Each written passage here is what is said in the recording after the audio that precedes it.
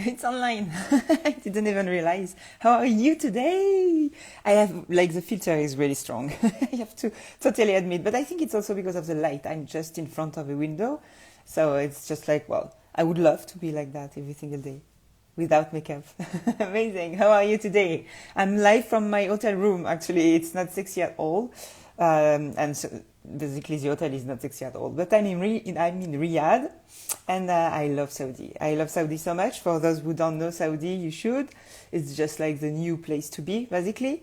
And you can follow actually all my trip on my GCC Instagram called madi.photo.gcc. So you can just follow me on this Instagram to see what we can do in Saudi and what I'm going to do during these 3 days. Like, of course, I have a wedding, but also I came 2 days earlier just to enjoy a bit Saudi, because I never enjoy when I travel, so I was like, frustrated. Okay.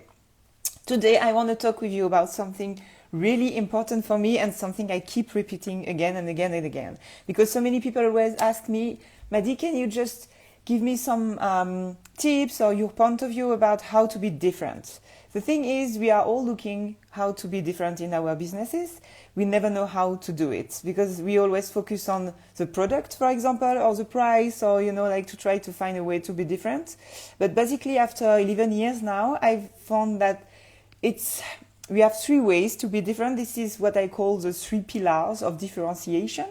And it's something I could also put on a t-shirt. Basically, so many t-shirts I'm going to have. So the idea is, for me, we have 3 big ways to be different in industries in general and in businesses in general.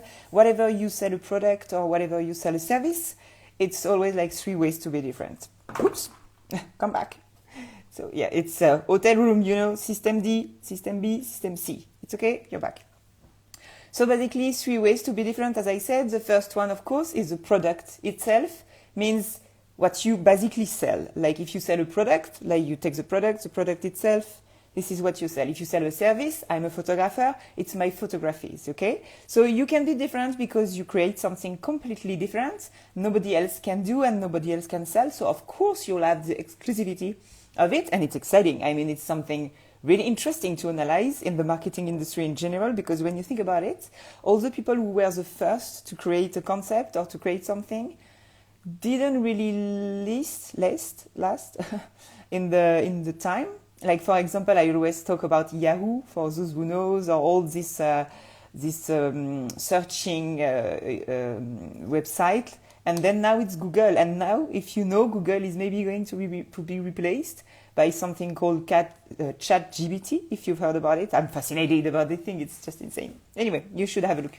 So it's about the product itself. If you have something new, it's amazing. You can just change the world, basically. So it's your way to be different. Great. If you are not the only one to do this service or to have this product, you can be different in another way. The price. Like if you do the same things than someone else, but cheaper, great. Of course, you're going to have the market, depending of the market you're going to target, of course. And if you have the same product and the same price, how to be different? And this is all the point of this episode, is actually because I want you to think about how to be different without changing your product, because you are good doing this product, and how to don't try to go lower with the price. There is another way. It's the brand itself. And this is something I try pushing, and I keep repeating again and again. It's like the difference can be done without touching the price, without touching the product, just because of the brand. Basically, why some brands, they have the same product, the same price, but some are more successful than others?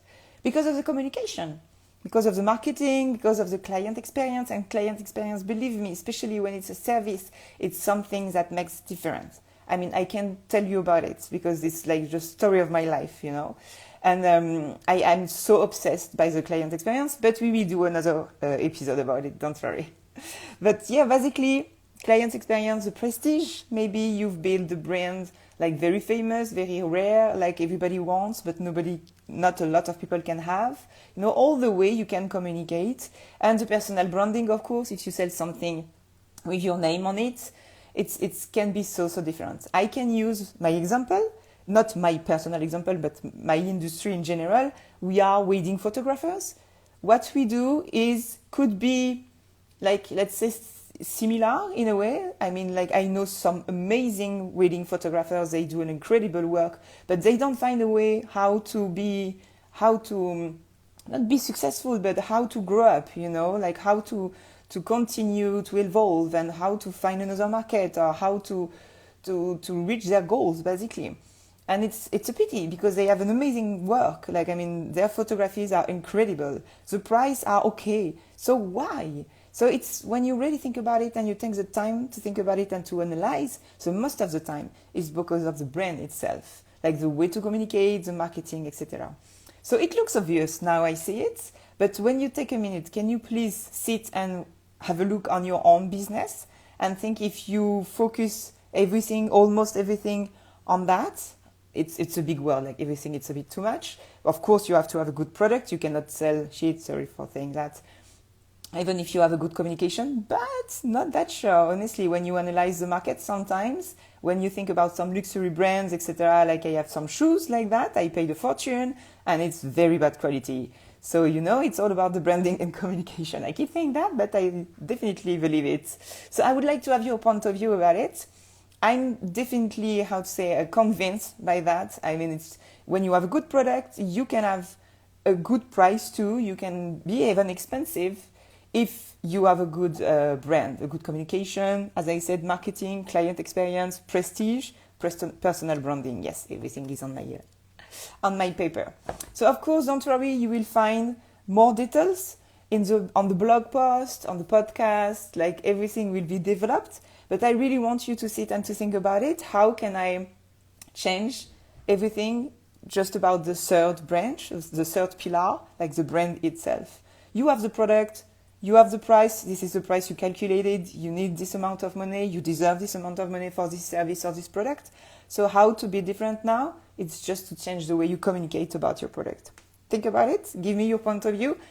Go on the blog to see more about that, because I've developed, of course, a lot more on the blog. And I see you next week. Bye bye.